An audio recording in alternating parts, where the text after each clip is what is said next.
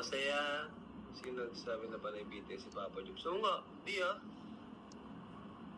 Grabe nga yung babae ni Papa Jobs, problema nga siya sa babae niya. Kasi hindi naman sapat yung kinikita niya sa sarili niyang YouTube channel lang. Mahirap po talaga. Pag nagbabae ka, matik po. Maglalabas ka talaga mula sa sarili mong bulsa. No? Automatic po yun, kahit masabihin natin may mag-sponsor, 100K, 200K, akala natin, wow, ang laki niyan, malaking tulong yan. Pero pag andyan na sa actual, pambira, yung 100K, 200K, kulang na kulang po. Ako po, yung babae ko talaga ngayon, lalo na ngayon, sa panahon ngayon, talagang, yung normal na laki, abot na po ng 500K, 600. No? Yung nga po kay na Tristan, siguro kahit ganun kaliit, baka mga pumatak pa yun ng 300 to 400. No? Maliit lang po yun. Kasi ang mahal na po ng materialis ngayon. Yung kina Tristan and Christian po, halos wala po talagang sponsor yan. Lahat po yun ay mula sa aking views, no? Mula sa YouTube channel natin. Kung may mag-sponsor man, yan mga 5K, 10K, minsan kung may mag-sponsor po sa bahay, binibigay ko na lang po sa kanila. Binibigay ko na lang kina Christian, allowance na lang nila. Yun naman pong sa bahay, ko na lang, sinoshoulder ko na talagang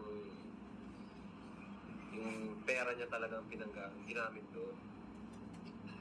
At wala pong yan wala pang sariling bahay yan si Dan, no? Kaya mabibilib ka rin talaga pag iisipin. Walang sariling bayan si Insan. Hindi po talaga biro ang magbabahay.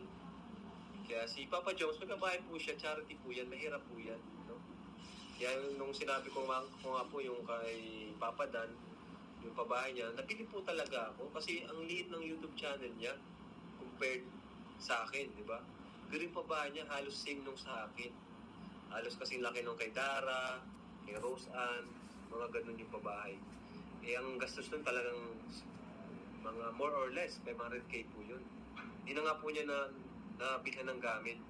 Hindi na nabilhan ng gamit ni Dan kasi buti nga si Jomar bago pa lang pero may babae na at marami rin natulungan. Tama po yun. Tama po. Mga po natin, mga supporters po, may mga nag-sponsor. Kaya yun, salamat po. Opo. Thank you very much po.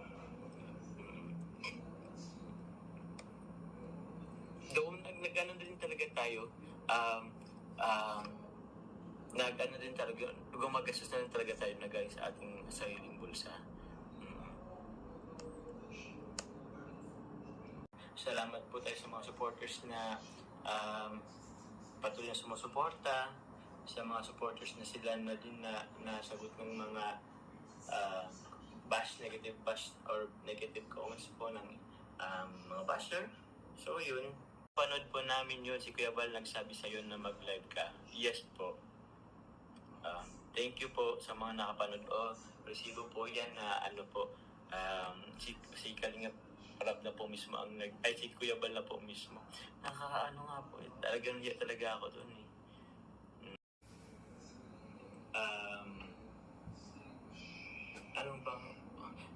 Isang gabi po sa Thailand, di ba po kasama po namin ni Carla po sila Kuya Val at Edna.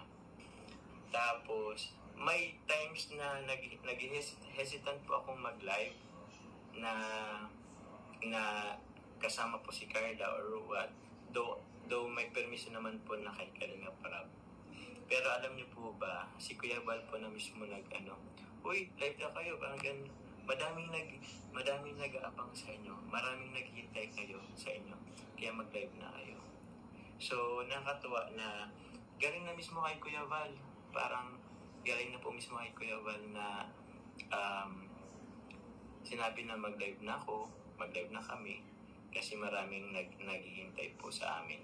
So, basta kaya nakakatuwa. Thank you po kay Kuya Val. Napakabait po. Sobrang napakabait.